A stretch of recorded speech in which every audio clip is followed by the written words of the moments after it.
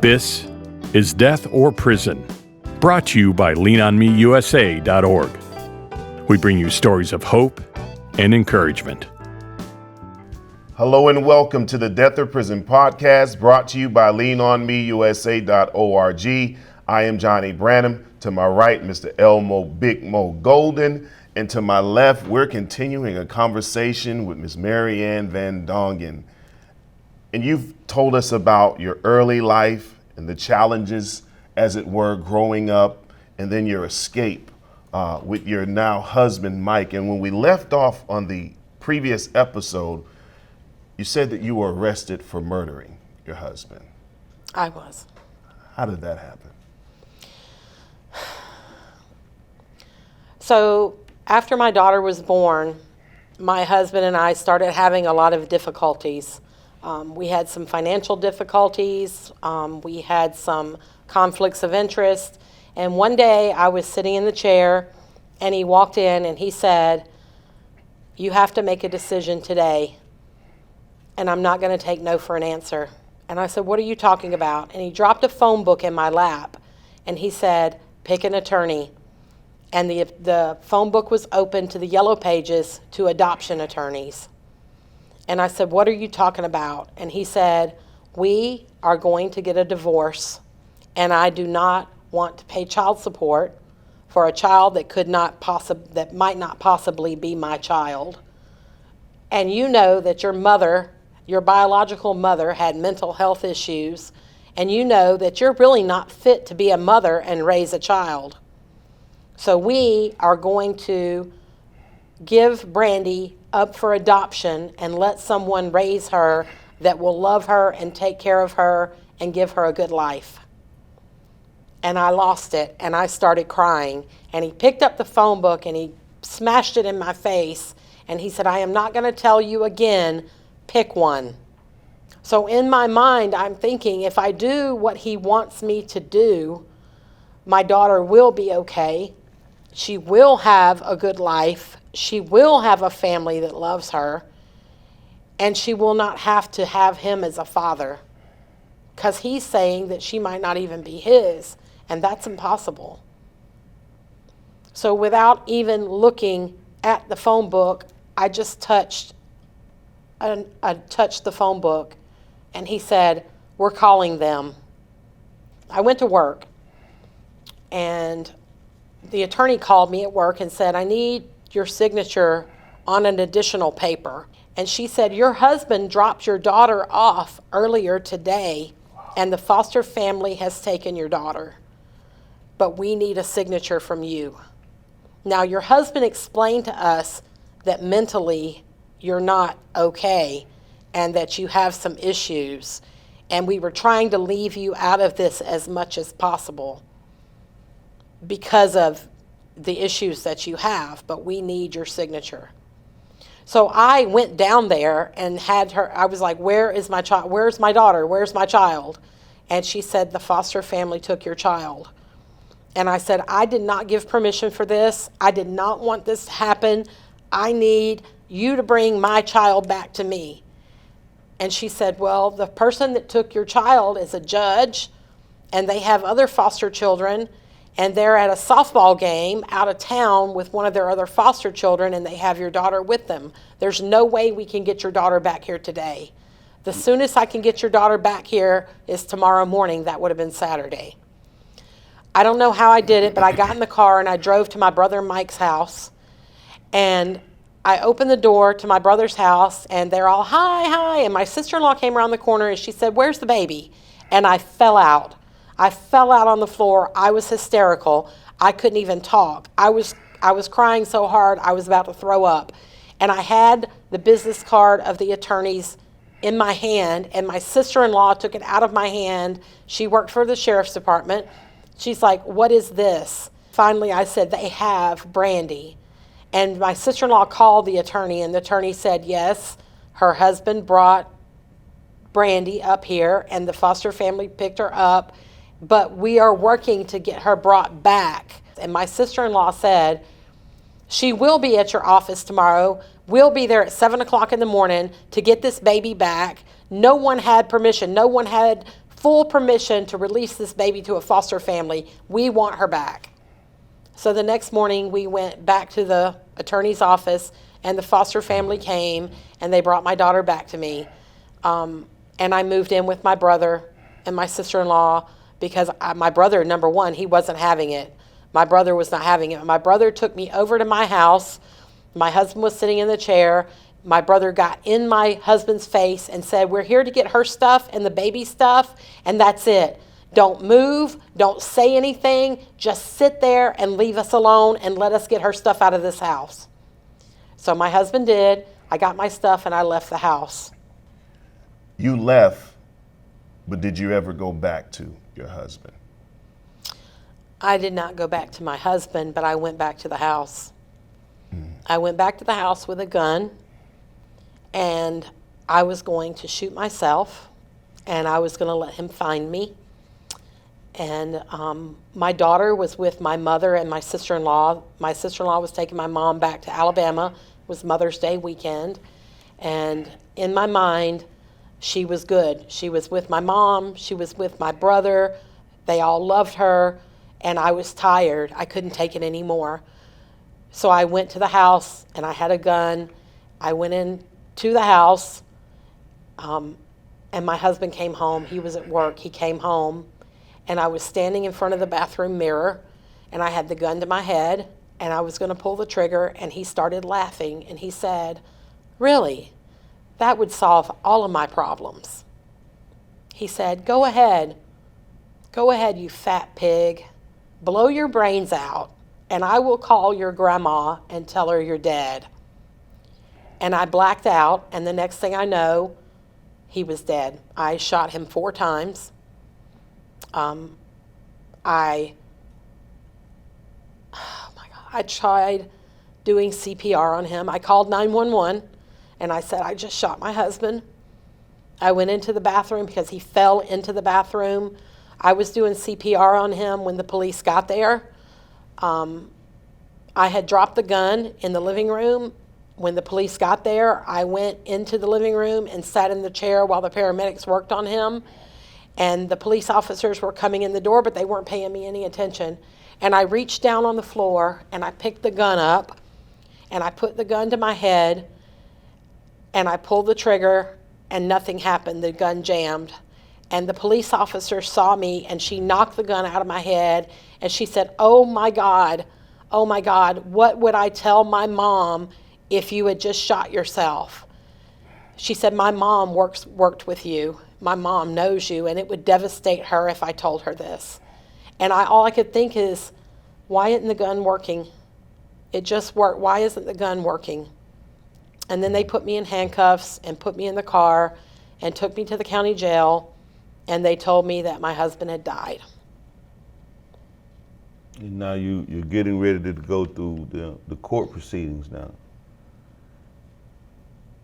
While you're going through the court proceedings, how do you feel? What was your temperament during that time?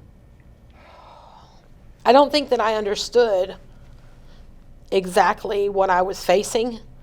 I didn't know anything about prison. I learned about jail the year I was there waiting on my trial. And I spent a lot of time in prayer. I spent a lot of time talking to God because I had a foundation. I was raised, I love the church. I was raised in the church. But what I didn't mention previously is that my husband was an atheist. He did not believe in God. So when I took him on as my savior, as saving me from the instance that I was involved in, like literally, he became my savior and God was not. And when he told me that I couldn't have a Bible, he didn't want a Bible in his house, I didn't bring a Bible in the house. But it took something tragic for me to understand that even though I walked away from God, he had not walked away from me. And I learned that in the county jail. There were 3 separate incidences where God spoke clearly and plainly to me through other people. That there's nothing that could have made that happen but God. For a woman to stand up in the middle of the service and say, "Who is Marianne?" And I'm the only Marianne there, and say, "God said for me to tell you to hold on that he's here with you, he has not forgotten you, and he hears your prayers. But going further into that, I took my case to trial. What were your charges? I was charged with premeditated first-degree murder. I took it to trial. I was never offered anything less than a trial. I went to a jury hearing.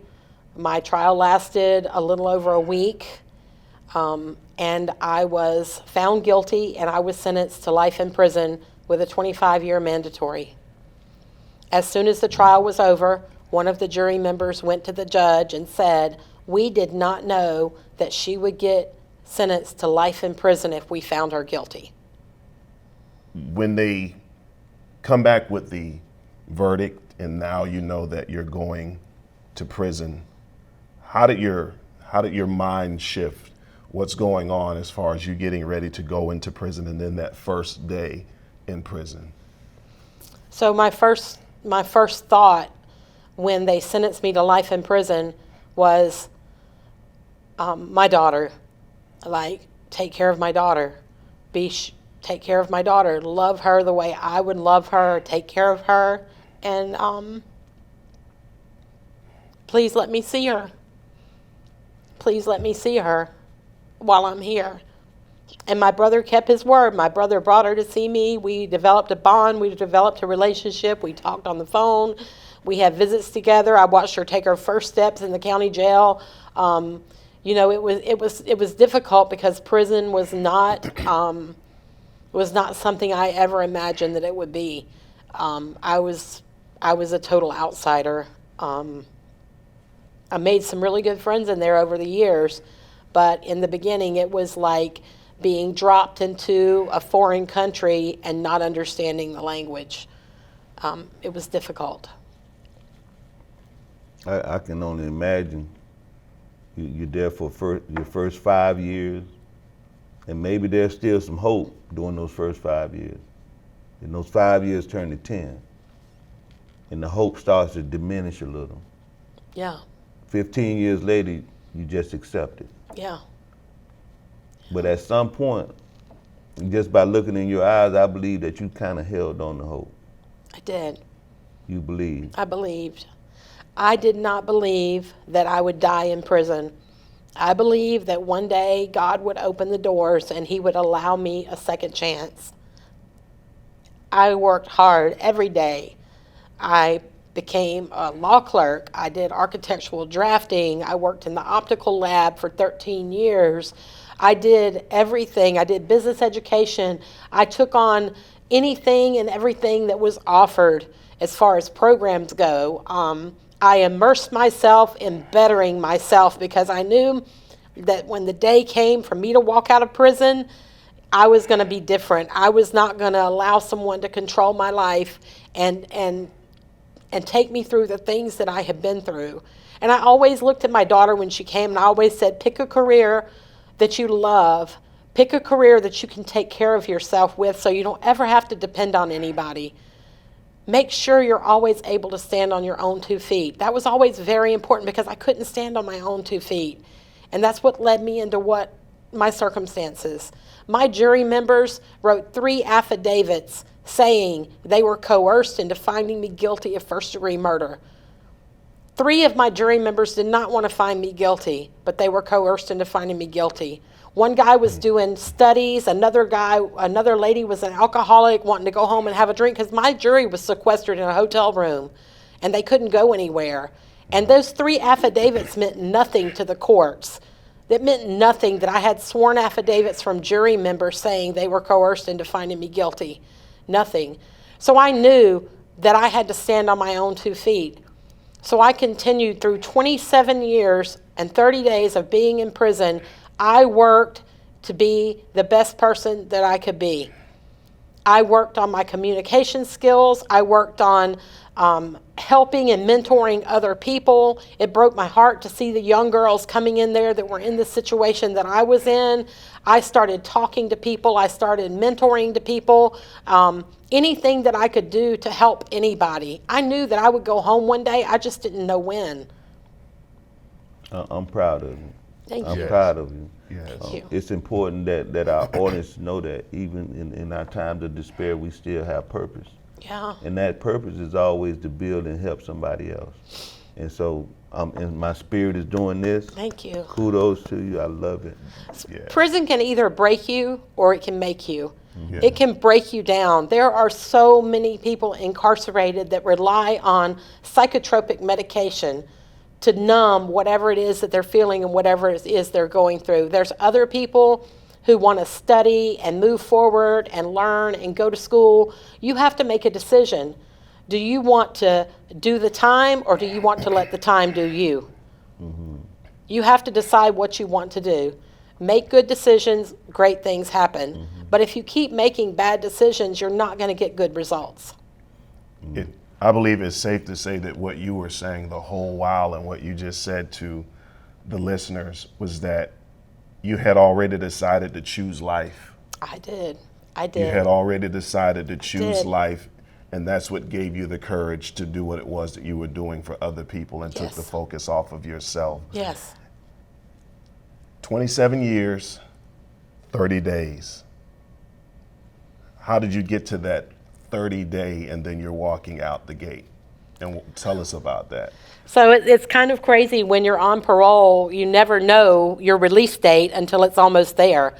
So I had an interview and then it went before the parole commission. This is after they've transferred me to faith and character. They dropped me from close custody to minimum custody in the blink of an eye, which was unheard of. They sent me over to do the program, a 3-year program. I finished it in 2 years. I finished it in 17 months. They saw me at 2 years and they said, okay, we're going to release you. You'll be released in 30 days. It was exciting because, you know, in prison you watch TV and you see the commercials and you see a Hardee's and you say, oh, I want one of those hamburgers. Or you see certain things and you get so excited. I was overwhelmed. So the day came for me to be released and I walk out and my daughter had sent me an outfit and one of my friends had sent me an outfit. Automatically I had something to choose from and I didn't know what to do. It was overwhelming to just choose between 2 outfits. So I picked an outfit, not the one my daughter bought me, unfortunately. I picked the other one. And I go out to the car and my daughter's out there. She's 27 years old. She's a registered nurse. She's single. She greets me. She takes me out and we get in the car. We go to McDonald's. We go in and it's all completely different. And I think she was getting a kick out of watching my reaction to things, how she paid with stuff with a little card, debit card. Then she took me to Walmart and I was having like anxiety because, you know, we went to eat. We stopped at Chili's. She said, you want me to pick for you? I said, yeah, I couldn't even pick what I wanted to eat. Like everything was so overwhelming. The smells, the sights, the sounds, the excitement. It was an incredible day. It was an incredible day. Yeah. And how long have you been home now? So I've been home almost 5 years. A year after I got home, I was invited to go back into the prison as a volunteer. So I voluntarily go back into the prison now. I do live stream at the Florida Women's Reception Center with my girls there. Love you, girls. I do Extreme Solution with the men at Mariannes CI. They voted me Speaker of the Year this year. It was an honor for that to happen. I just have a lot going on in my life, and God has continued to move mountains. He has restored my life tenfold. I have more now than I had before I went to prison. I am abundantly blessed and thankful, and every day I wake up grateful that God has given me the opportunity to be exactly where I am right now today with you guys. Yeah. And there's a story behind where you work and who you work for. You got to tell us all about that. Okay, so it was hard getting a job when I first got out. Everywhere I went, they said, oh, domestic violence, we can't hire you. So I went into Lucky's Market, a little grocery store in Gainesville, and I told the owner, I said, are you the same guy you were 27 years ago? And he's like, no. And I said, then why does everyone think I'm the same person I was 27 years ago? I need one person to give me one chance, and I promise I will not disappoint you. So long story short, I started working at Lucky's Market, $10 an hour, part-time. My first check was $149. It was incredible to get that $149 check. But then I was given my testimony. The Jesus Infusion is a nonprofit organization that I'm a board member of. They do incredible work with the women inside the prisons and coming out. Nicole and Randy Dyson are my mentors, continue to this day to be my mentors. We were having a fundraiser, and I was given my testimony. And after I gave my testimony, this gentleman walked up to me, and he said, if I can ever do anything to help you, please let me know. And I said, who are you? And he said, I'm Keith Perry. And I said, oh, your mom was here like an hour by herself. Why was she here by herself? Why did you make her wait? And he's like, and I started laughing. I'm like, just kidding. I'm just teasing you. And he said, I would like to give you a job one day. And I didn't think anything of it. And 2 weeks later, he hunted me down, and he said, I don't have a job at my office for you, but I'm going to create a job for you, and I want you to work for me. So I went to work for Perry Roofing Contractors in October of 2019. I started as a receptionist because I didn't know how to do anything else. I'd never been on the internet, didn't know what an email address was, had just learned how to use a phone. And today, I am the coordinator for our residential department, and I make a lot more than $10 an hour. And I have an awesome group of people I work with. Bo, Eric, Danny, Christy, Keith are incredible people, and they gave me that second chance at life. And so Senator Keith Perry is my boss. What do you hold for the future? What's your aspirations now? Oh, I can't stop right now. I don't know what doors God's going to open for me. I know that I'm young at heart. Mm-hmm. I just turned 58 last week. Mm-hmm. So I was 26 when I went to prison, mm-hmm. and I just feel like this is the beginning of my life. So whatever door God opens for me in the future, I'm going to be willing to walk through it. I love to travel. Last year, I went to Vegas. I rented a Corvette, and I drove my best friend Lisa to the Grand Canyon. Lisa is my bosom buddy. She did 10 years in prison. She had a natural life sentence, and she got out. She and I used to dream about going to the Grand Canyon together, but she never thought that I would rent a Corvette and drive her out there. So, God wants us to prosper. His desire is to give us the desires of our heart. His plans are to prosper us and give us hope for a future, and that's what he's done for me. You know, the scripture, 2 Timothy 4:7 said, I fought the good fight, I finished the race, I kept the faith, and I hold close to that every day. I haven't finished the race yet. Those men and women that are watching, you already alluded to it when you were talking about the things that you got involved in. If you could speak directly to them who may be feeling discouraged right now, there may be some of those individuals in there with those life sentences or long sentences that kind of feel a little hopeless. What would you say to them today? So don't focus on what you don't have. Focus on what you do have and make it the best it can be. Education is key, and there's always opportunities for education. Believe in yourself, because in order to move forward and succeed, you have to believe in yourself. It doesn't matter if I like you or they like you. You have to like yourself. What other people think about you is none of your business. You have to believe in yourself and believe in God and believe that he's there and he walks with you every day, and you can achieve whatever it is that you want to achieve in your heart. You just have to believe. Thank you. If you could also, we know that there's another event coming up in your life to where you can be totally free, and you've done the work. Yeah. And I want to let you know that you're going up for parole hearing. I am. And the Death of Prison podcast family definitely will be praying for you, and we offer our services to you as well. Thank you. I appreciate that. I really do. I would like to talk at this moment about the Jesus Infusion. First of all, there are many volunteers that come into prison, and they bring different classes. Some of them bring educational classes, some of them bring Bible studies. And I met the Jesus Infusion through a financial literacy class.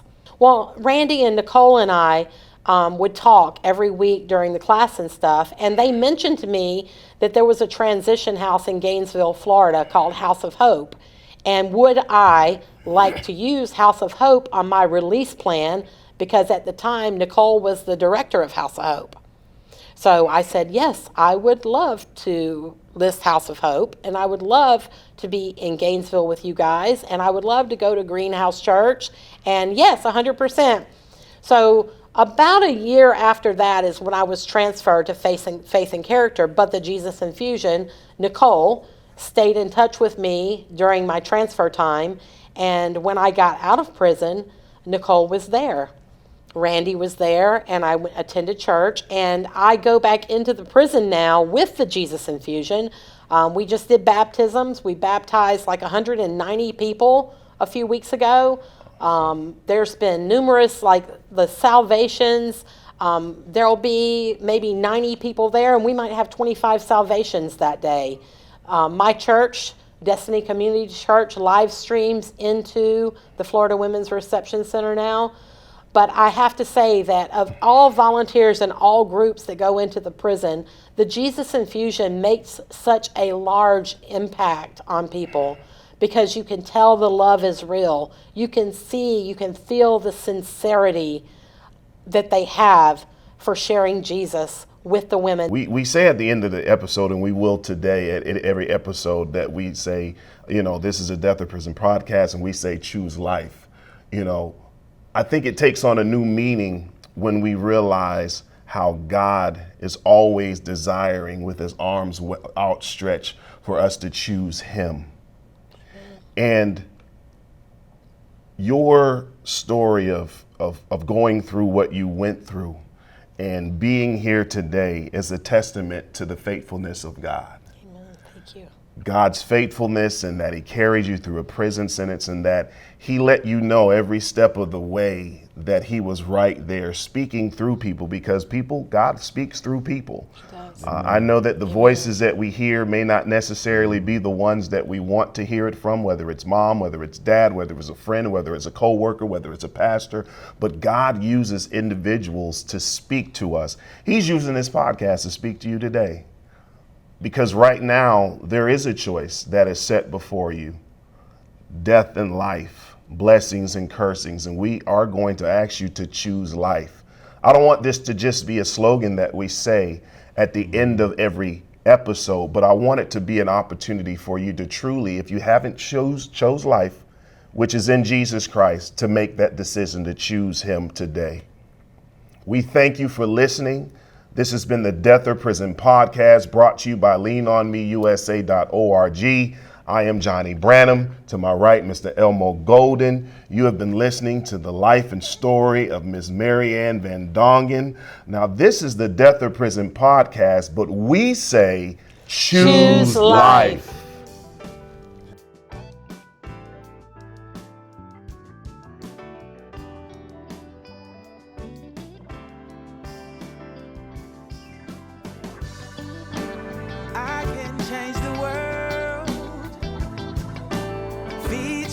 Teach one boy and girl. Maybe we can change the world.